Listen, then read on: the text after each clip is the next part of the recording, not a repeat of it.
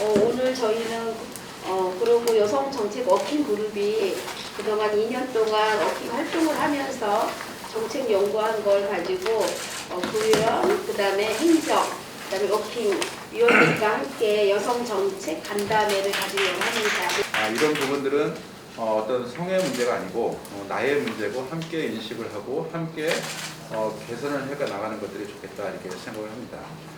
다행히 현재 지금 연구 보고 결과가 나 있는데 그 보고 결과에 의해서 향후에 나아갈 방향들을 정해야 되는데 아직까지는 구체적으로 예산이 편성되지 않고 여러 가지들이 있겠지만 오늘 이 토론을 정책 간담회를 통해서 우리가 향후에 그러면 연구 결과 보고서에 의해서 어떤 식으로 방향을 정해서 갈 것이냐 이런 것들도 우리가 하나의 이렇게 정리를 해준다고 하면은 그 정리된 부분을 가지고 저하고 김희서 위원장님 같이 함께 우리 해당 집행부서하고 협의를 해서 예산을 반영할 수 있는 부분은 어떤 식으로 반영을 하고 향후에 어떤 로드맵을 통해서 진행을 할 것인가 이런 것들도 좀 더 진일보하게 할 수 있겠다 이런 생각을 합니다.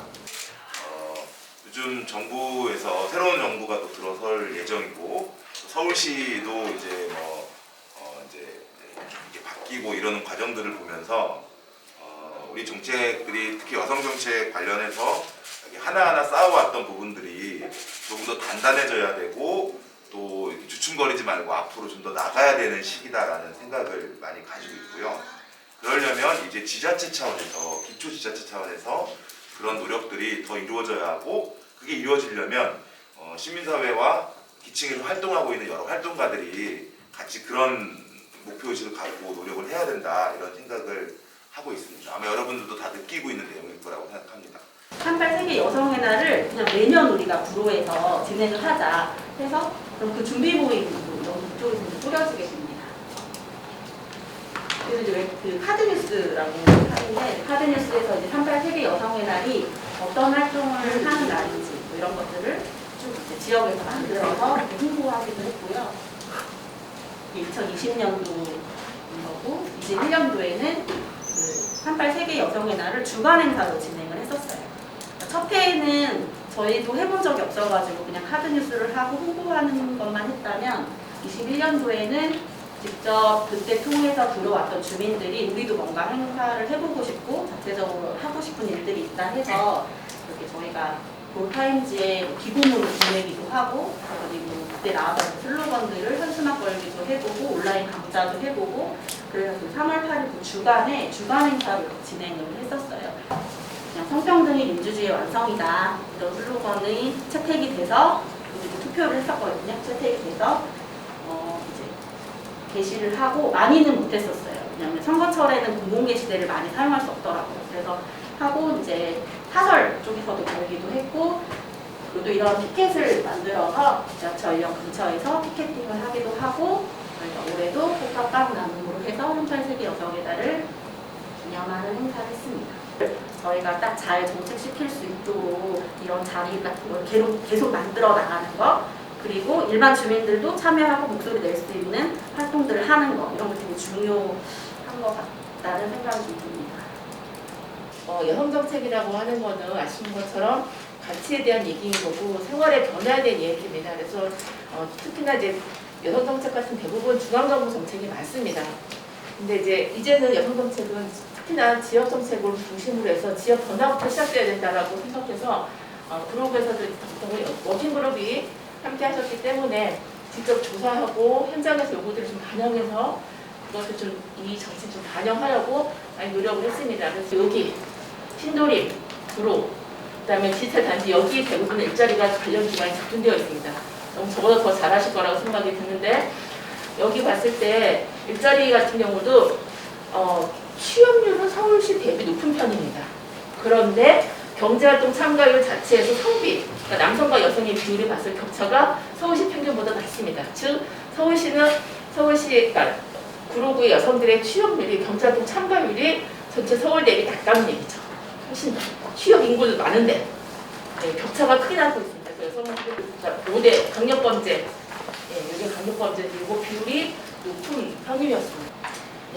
그래서 삶의 질도 저희가 21년도에 조사했을 때 구로구의 삶의 질의 지수는 높은 편입니다. 서울시에서 낮지 않아요, 그렇게. 그리고 건강검진 수급률도 높은 편입니다. 그런데 스트레스 인지율이 성비 격차가 상당히 큰 편입니다. 그러니까 여성이 스트레스 훨씬 더 많이 받는다. 앞으로는 왜 그럴까요? 그거는 근데 문제는 뭐냐면 그러니까 저 지자체위원회 되게 많잖아요. 위원회가 거기 위원수가 점점점 증가하고 있습니다. 되게 많이 증가했어요. 그런데 위촉 위원수는 오히려 감소했습니다. 그 얘기는 뭐냐면 위촉 위원 말고 당연직으로 들어간 사람들이 더 많아졌다는 얘기입니다. 그 얘기는 위촉위원회 아무리 여성의 비율이 높아졌다고 해도 전체 위원 정책 결정은 같이 하시죠. 위촉위원만 하시는 게 아니니까. 그럼 전체를 봤을 때는 과연 여성의 비율이 높다고 할 수 있을까? 근데 전체 위원회 수는 주지 않죠. 왜냐면 지금 위촉위원 수만 법으로 관리하게 되어 있거든요. 그래서 저희가 이제 2020년도에 제안드렸던 앞에 그런 상황들을 반영해서 만든 이제 중장기 계획은 아닙니다.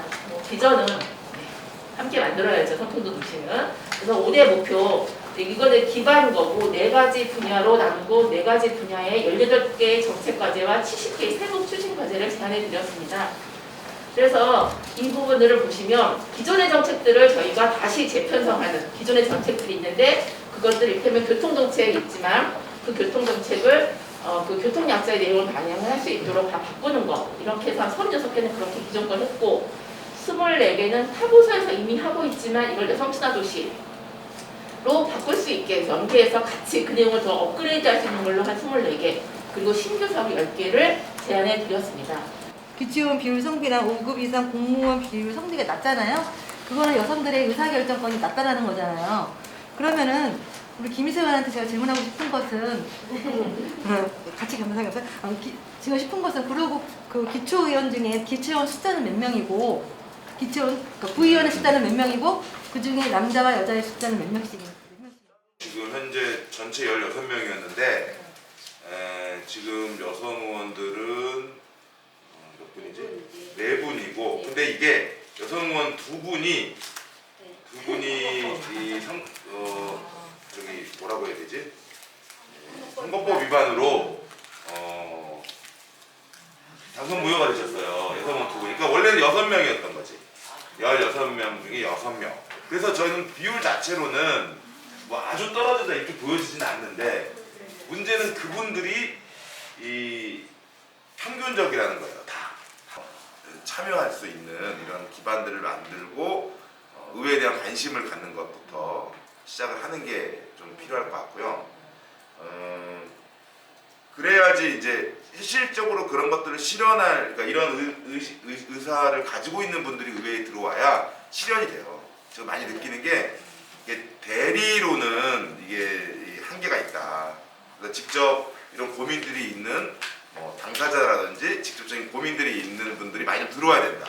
환경의제면 환경의제, 청년이면 청년, 여성이면 여성, 페미니즘 이런 거를 직접 의제를 갖고 들어오는 사람들이 점점 좀 늘어나서 결국에는 제가 그런 표현을 아까도 썼었는데 우리 사회를 닮은 의회가 돼야 되는 거죠. 사회가 20대부터 7, 80대까지 다 같이 이렇게 사회에서 돌아가고 여성과 또 남성과 이런 또 뭐 비율도 뭐 반반이고 이 사회에는 성소수자들도 있고 또 이 사회에는 또 다양한 뭐 연령대 또 관심을 가진 분들이 있는데 그런 것들이 비슷하게 반영되는 의회가 일단 만들어지는 게 필요하다 이런 생각.